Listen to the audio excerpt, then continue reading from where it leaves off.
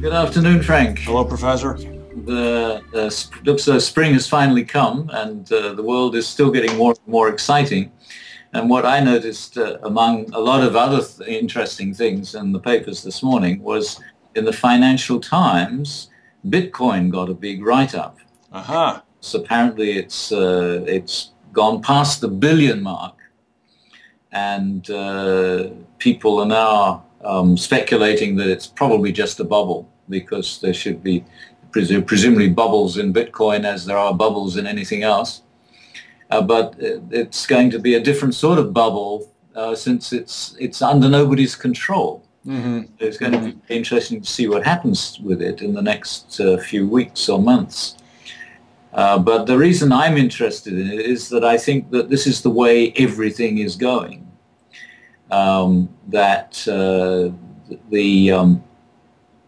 The institutions of the past that we've all depended upon, we're outgrowing them. They're not in control of what's actually happening now.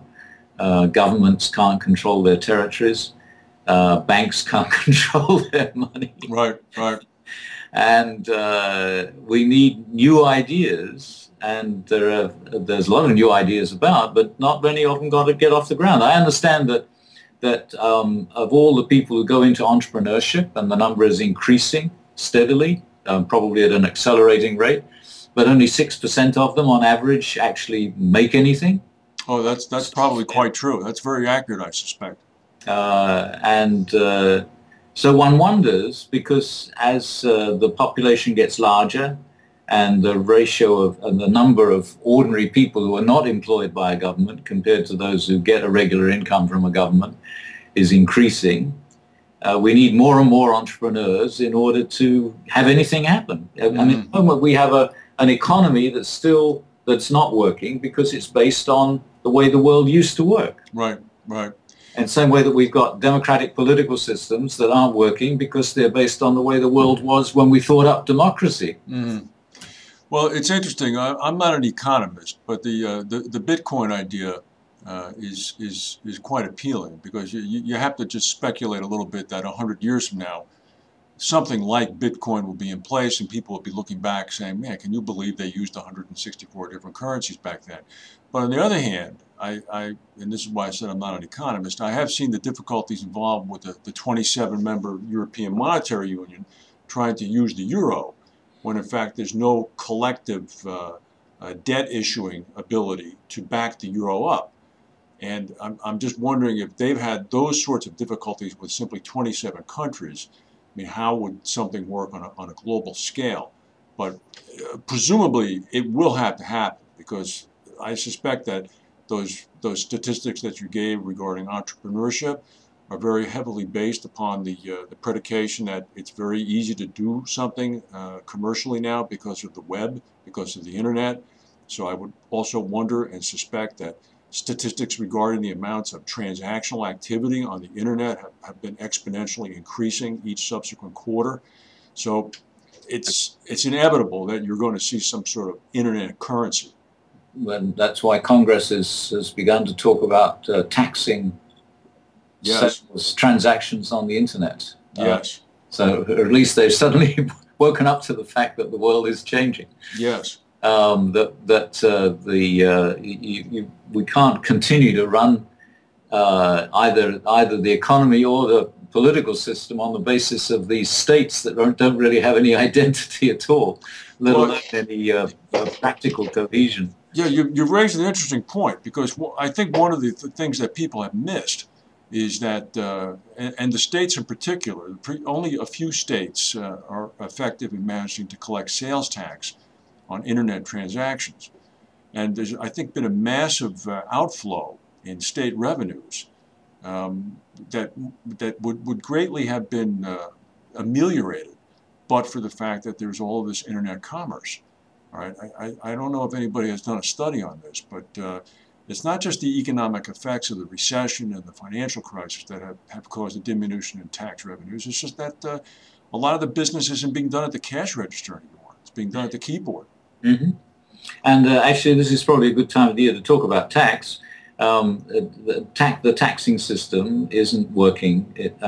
It's not working as well as it used to work. And sometime it's going to be necessary to work out a different way for public agencies like governments to raise funds. Mm-hmm. Mm-hmm. The taxing system, which was essentially invented about 100 years ago or even less, Mm-hmm. almost exactly 100 years ago as far as income tax is concerned, it isn't working anymore. Mm-hmm. I don't know when sales tax was first introduced in this country, but that's becoming more difficult to collect, simply because everything used to be local, and now locality has nothing to do with what's going on. No, it's a big issue, and I don't think that that's going to be solved anytime soon. But you said something earlier that struck me about the inevitability of things, about something being talked about for a while that's finally happening. And there were 3 articles today that struck me in the paper. And the first one is a little askew of our point, but we often talk about the effects of people living longer these days. And this was on the front page of the New York Times. And there was a prediction that dementia in the United States in the next 40 to 50 years is going to become a nearly insurmountable burden economically, because more and more baby boomers are going to be afflicted by it and continue to live longer. All right. The second article that struck me as, wow, this is really coming, is the article that mentioned that the governor of New Mexico just signed yesterday a liability waiver for the maker of any rocket or spaceship parts that are going to be used at the New Mexico spaceport, where Richard Branson's Virgin Galactica company is next year going to begin to offer flights for $200,000 to civilians into space. The third thing that struck me as one of those ideas where, like, of course that's going to be the way it's going, is there's an airline called Samoa Airways. Yes. Did you read that? That is now charging the passengers for the cost of their flight based upon how much they weigh. I know. That's going to reduce what I have to spend every year on airfares. I hope. Well, yeah, yes, but then I read the entire article, and the reason is because the area served by the airline, that Southwest Pacific area, according to the World Health Organization, leads the world in obesity. Yeah. So I mean, the article quoted the chief executive officer of the company, referring to people who weigh 200 kilos, saying that they need to pay for 200 kilos. Now, I did the math, that's 440 pounds. So, I mean, can you imagine a plane with people weighing 440 pounds in every seat? Yeah. I mean, and then I thought to myself, well, actually, that's not as crazy an idea as it sounds. I mean, surely people should pay for that if they're oversized. Mm-hmm. So maybe what's happening is because of this globalization accelerating trend, there's something to be said about good ideas finally beginning to be, well, okay, that makes sense. There's innovation going on, and every now and then a good idea comes out that you can see really does show some promise for the world the way it seems to be changing. Mm-hmm. You saw that the President of the United States yesterday announced an effort to get $100 million out of the human brain to do something about Alzheimer's, essentially. Mm-hmm. And we've been working on the follow-up to our conference on food security that we had here a couple of weeks ago. And we've decided that our big problem is how to bridge the gap between the problems of food security and the problems of nutritional security. Explain the difference. Well, if we simply work out a way to get everybody a supply of the food they want to eat, we may be increasing our medical costs. Ah, I see where you're going. Yes. Now, one person, I forget whether I said this a previous week, but one of the speakers we had said that the easiest way to solve the whole problem is that you just stop eating cows and start eating insects. Yes. Did I say that before? You mentioned that, but that may not have been on air. All right. And of course, the people I work with in the vet school who work on how to make beef production more efficient say you'll never get people to eat insects, but I think they have a vested interest in Yes, cows. yes. After all, we used to eat insects up to 10,000 years ago when we weren't producing our own food. So given the way that everybody's interest in food now is becoming much more diverse than it used to be, I don't see any reason why we shouldn't start thinking about insects again. After all, a generation ago, who would ever have thought that Americans would start eating raw fish? No, that's true. Start eating raw fish, and it's everywhere in this country. Yeah. They can eat insects as well. It just has to be properly marketed. What we need is some entrepreneurship in the Wharton School to show people. Well, I think you're going to see it, all right, because I think the one thing about the entrepreneurship that has really been affected by the internet is you can move much more quickly than you could ever have moved in the past. And you're able to network much more quickly. You're able to get the idea affirmation or declination, which is always the problem. I mean, you get these entrepreneurs who historically have been off toiling on some obscure project, and it becomes almost like a self-possessed kind of theme. Whereas now you can find out pretty quickly whether or not it's liked or disliked, if I can use a Facebook aphorism. All right, and I think that's a big help because you need to get that corroboration before you start to find out there's a marketplace. But there's an enormous amount of entrepreneurship going on at the moment that has to do with better things for the body.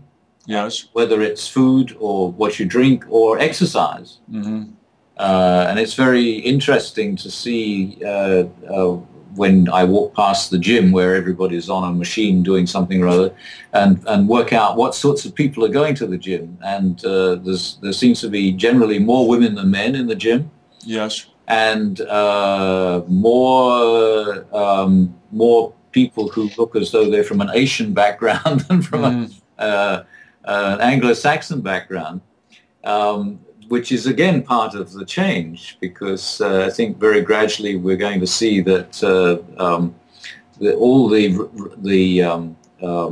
what should I say, prejudices and types of relationship that we were used to up to a few generations ago are being totally reversed because of not only a difference in numbers, but a difference in the way one part of the world is influential in another part of the world. And the fact that everything is changing faster in some populations than others.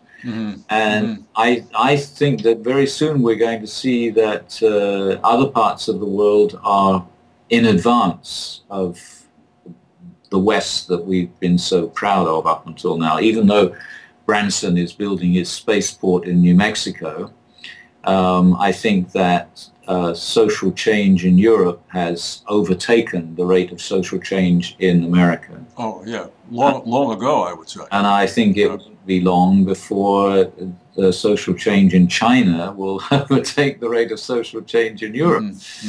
I mean, Europe, of course, is at an advantage because a lot of its institutions were broken down because of the Second World War. Not all, but to some extent, compared to America. They were able to almost have a reset button. Yeah. But other parts of the world have had a much more fundamental reset. And so the rate of change is even faster. There was also, if I may, a front page story today in the New York Times pointing out that outgoing President Ahmadinejad in Iran is now acting almost as a reformer. Yes. In the hopes of trying to bolster the chances of his handpicked candidate.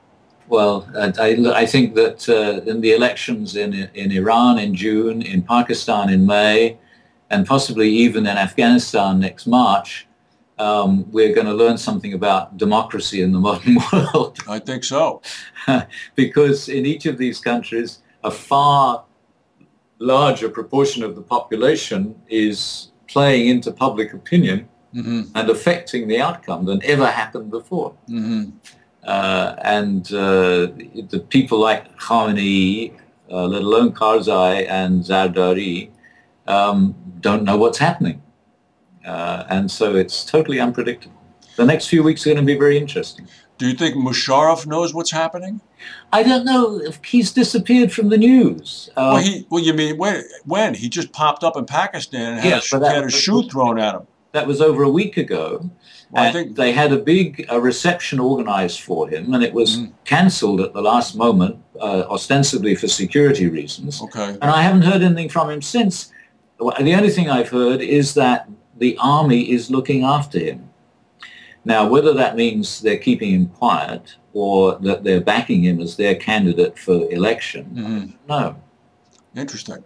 Interesting. Well, I was very surprised to see him leave his Belgravia digs to return to Pakistan.